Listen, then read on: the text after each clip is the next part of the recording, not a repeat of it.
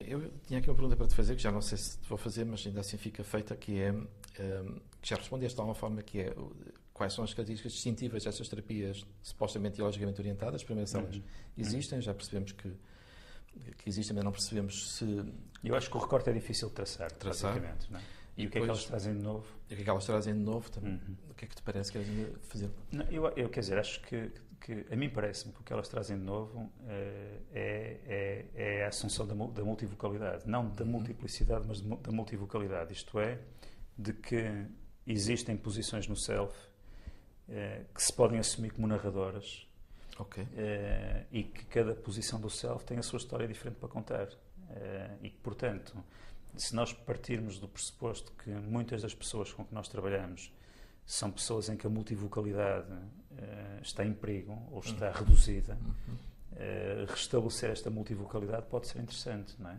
Que implica necessariamente, do ponto de vista narrativo, implica necessariamente um aumento de flexibilidade narrativa. Todas as terapias, de alguma forma eficaz, o fazem, assumindo ou não? Eu acho que sim. Não é? A minha perspectiva é que sim, que o fazem, que mesmo um bom terapeuta cognitivo... Enfim, há estudos que mostram que os terapeutas experientes são mais parecidos entre eles do que parece à primeira vista, não é? Do que os terapeutas pouco experientes.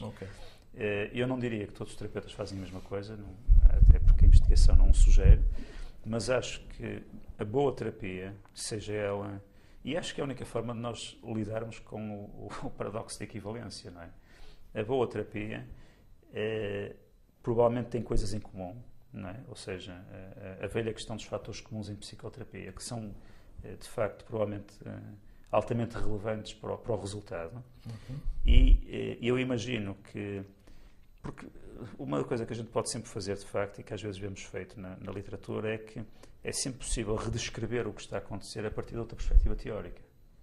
Não é? Ou seja, eu posso olhar para o que um terapeuta comportamental faz como exposição ao vivo, exatamente igual ao que faria, ou ao que poderia fazer um terapeuta estratégico para curto-circuitar um circuito mais do mesmo, não é? Há algo de paradoxal na exposição ao vivo, não é? Há algo de paradoxal. O sujeito está a fazer aquilo que sistematicamente teme, não é? E, portanto, está a tentar parar. Podemos interpretar que o que está a acontecer é que um circuito irónico está a ser curto-circuitado, não é? E, portanto, eu julgo que na boa terapia, quando nós temos narrativas fechadas, porque nem sempre é o caso, não é? Podemos não ter narrativas fechadas, podemos não ter autonarrativas fechadas, e aí, de facto, a questão da multiplicidade não se coloca tanto, não é? Nós podemos ter pessoas que, de facto, têm uma multiplicidade ingovernável, não é? Ok, sem dúvida. E em que a narrativa que nos aparece é uma narrativa caótica, não é? O Robert Niemeyer propõe 3 formas de disfunção narrativa que eu acho que é interessante para pensarmos sobre isto, que é o que ele designa por narrativas dominantes. Exato.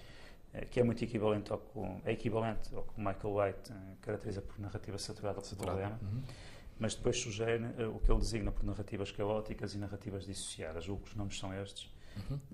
E, de facto, o que nós temos nas narrativas caóticas é uma dificuldade em criar significação narrativa.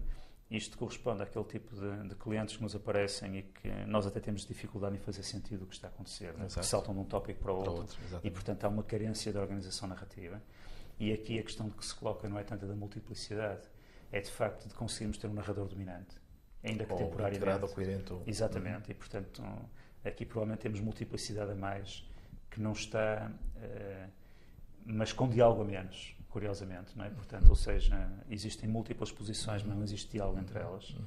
É uma forma de interpretar o que está a acontecer. E depois o que ele designa por narrativas dissociadas, em que há sistematicamente uma parte da elaboração narrativa que está ausente, que pode ser um tema, por exemplo, sistematicamente está ausente o tema da responsabilização, a pessoa está permanentemente a desresponsabilizar-se pelas coisas que acontecem, como pode ser uma vertente do processo narrativo, por exemplo, as emoções estão permanentemente ausentes. Pronto, e mais uma vez eu julgo que aqui que a questão que se coloca não é tanto de reabilitar a multivocalidade, é de reabilitar esta parte da experiência que está ausente, não é? De a trazer, de ser capaz de integrar na experiência cotidiana do cliente. De modo que... Mas então as teorias geológicas, de alguma forma, farão melhor esse trabalho de equilibração multifocal do que outras que não têm esta... Não tenho a certeza. Não tenho a certeza, não tenho a certeza. Ok. Não tenho a certeza. que isso seja assim. Seguramente que o trabalhar a multivocalidade parece-me a mim que é mais complicado em alguns tipos de clientes do que de problemas do que outros, não é? Quer dizer, se pensarmos nas perturbações de personalidade, acho que, por exemplo, o trabalho, mais uma vez, de imagem é um trabalho muito interessante, não é? Porque, de facto, são casos mais difíceis, não é? De trabalhar estas dimensões, não é? Se pensarmos em alguém que está com um quadro de pressão maior, em que, de facto, o que nós temos é uma narrativa saturada, provavelmente qualquer terapeuta quer aumentar a flexibilidade narrativa, mesmo que as metáforas que organizam o seu pensamento, a teoria que organiza o seu pensamento, possa não ser essa. Acho que um terapeuta cognitivo quer fazer isto. Ok, pois, exatamente, sim. Ainda que não o saiba ou que o assuma... Ainda que não esteja a partir deste pressuposto, não é? Está a partir do pressuposto que quer flexibilizar os pensamentos. Não é? Os pensamentos são demasiado rígidos, são muito enviesados e, portanto, quer corrigir este viés. Eu acho que o que acontece, de um ponto de vista dialógico neste processo, é a criação de flexibilidade narrativa e, portanto, outras posições vão ter que estar presentes. Ok, muito bem, muito bem.